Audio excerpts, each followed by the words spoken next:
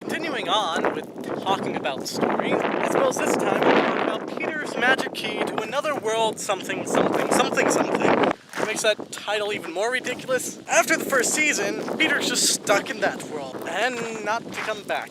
Maybe I'll call it Peter and the Other World. Then again, Peter and the Other World doesn't sound like it captures that too well. The Other World isn't really different. Well, it is very different from our world, but not in the way you might expect. Wonderland type stuff. I suppose there is some Wonderland stuff. Not as much as one might expect. Not as much as one might expect. Might.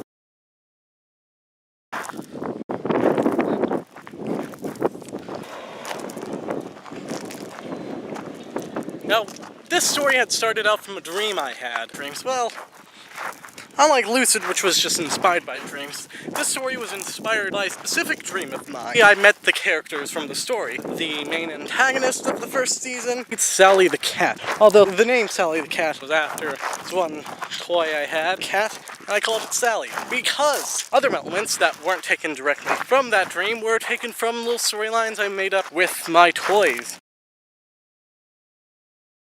Such as Sally the cat. Although Sally was in the dream, she was not named Sally, but yeah, in that dream, she was a person who could turn into a cat. But instead, it's just a person who was turned into a cat. Some backstory elements that explain that, which I go into the second season, because in the first season, I only briefly go over some of the backstory elements. Now, there was also the kid. He was also in that dream. Although in the dream, he was much more comedic and Hispanic. I think it's Hispanic.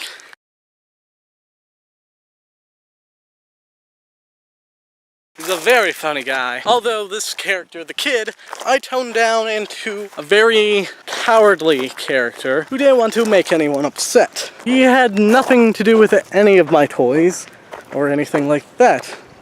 But he's not as strange as the character of the old man who I made up specifically for this series. He's pretty much every old character combined, sort of a joke. Like how the Doctor originally was. Just an old grandfather type character. Then he shifted over the years, which I do make reference to in the first episode the old man appears in, which is the second episode of the series. Not only is he like the Doctor in that sense, he can also regenerate. Yes. But don't worry, he's not just the Doctor, he's also a bit of a wizard.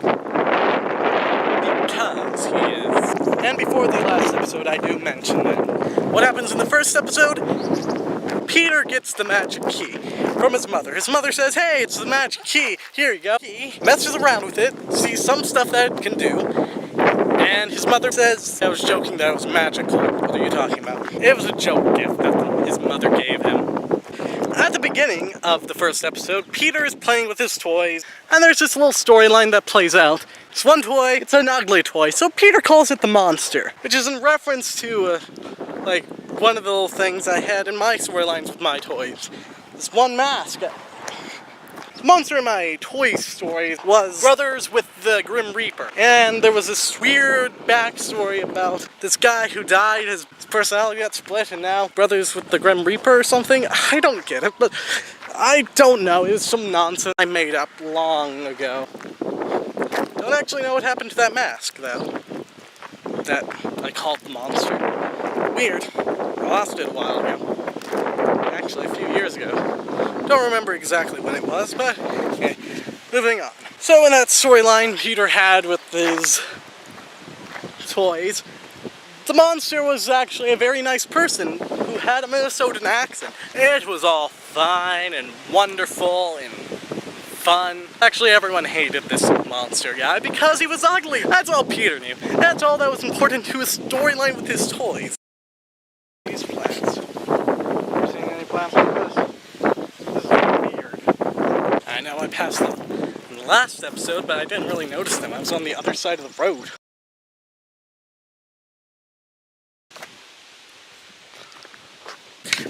the people in the town who was the most insistent on getting rid of the monster was Sally the cat. I believe the old man was a bit indifferent, but he was still a bit insistent on it, just as well. Then after that, the monster guy, he just went and lived in the woods in that little storyline that Peter made up. Later in that day, Peter would try that key out, for instance on the door when his mother had forgot the keys inside the grocery store. Whoops, that's not good. Don't do that, kids. Never leave your keys in the grocery store. You really think I would have left the keys in the grocery store? Better question is, do you think I have a license? No, of course not! So why would I even have keys? And it's raining outside and all of that, and when Peter opens the door, he finds something very fascinating. Through the other windows, it's not raining. But this is too surprising to Peter, so he closes the door and forgets about it. He later talks about it with his mother, but his mother, of course, doesn't believe him. Then Peter has to go to his aunt's house with his mother, so they go over and visit. But Peter's very reluctant to go inside, but he does eventually go inside after some resistance. Then, because nobody really cares, he just walks back outside, upset, goes back to the car. It's locked, so he uses the key again. Sits down and he sees through the window that there are flowers in the yard. Beautiful flowers all across the field. Wonderful. Peter goes and plays around in that for some time, then heads back to the car and goes through it, and then goes back in. When he goes back inside, no time passed at all, and so nobody even noticed he was really gone that long. Well, either that or nobody cares, but this family is not that uncaring. They're not jerks or anything. Do you want a story full of jerks? Wait till I talk about Winster and Mill. I'll get to that eventually. That's all the first episode. In the next episode, Peter is left home alone. His mother has to go to work, and so Peter just gets bored. He uses the key on his door and sees what happens. He goes through it to the outside, because it's his front door, and through it, he sees an empty street, not his own. There are no cars in any of the driveways. In fact, a lot of the houses look vacant, unused. But everything still looks fine, decent. Nothing run down or anything. It's just obvious nobody lives in any of these houses.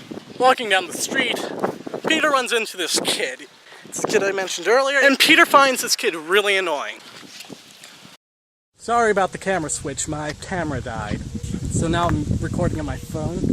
Hopefully the footage wasn't lost. Otherwise, I'm redoing this episode. Peter just wanders around the town with the kid, meets up with some of the folks around the town, such as Sally the cat, who's just a jerk and doesn't want to talk to them because Peter's walking around with the kid, and Sally hates the kid for no real particular reason, other than everyone finds the kid annoying. Then Peter goes over to talk with the old man, and the old man doesn't really have much to talk about. And it turns out those are the only two citizens in that town. And Peter finds it very suspicious that this town has two residents, only two, that resemble characters that he had with the storylines that I made up with his toys. It's very odd.